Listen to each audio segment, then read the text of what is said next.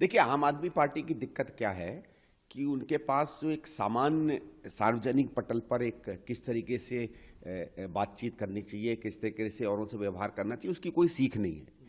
और ये इनका पुराना रहा है, क्योंकि हम तो इस बात को सस्पेक्ट करते हैं कि अभी तक दिक्कत क्या थी ना, पिछले 7-8 साल में तो वो भारतीय जनता पार्टी की बी टीम की तरह काम कर रहे थे।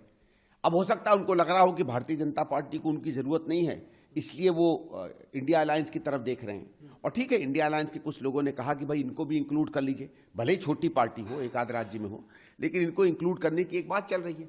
अब ये इस बात को मुझे नहीं लगता हजम कर पाते हैं, तो इसलिए दिक्कत होती है, क्योंकि इनको जो बड़े गठबंधन में आने की जो एक तौर तरीके होते हैं, उसका एक कल्चर होता है, उसकी इनको समझ नहीं है। किसी के साथ भी काम करने की समझ नहीं है, चाहे दिल्ली के एलजी हों, चाहे भारत की सरकार हो, चाहे विपक्ष के लोग हों, चाहे गठबंधन हो, इनको किसी के साथ काम करने की आदत इसलिए नहीं है क्योंकि इनकी सारी पॉलिटिक्स पूरी दुनिया पर उंगली उठाने की है। ठीक है, अब ये इस बात को नहीं समझते हैं। जब इन्होंने कहा, स्वाभाविक है जब ये कहेंगे कि एक थी कांग्रेस, तो कांग्रेस की तरफ से कोई ना कोई प्रतिक्रिया तो आएगी।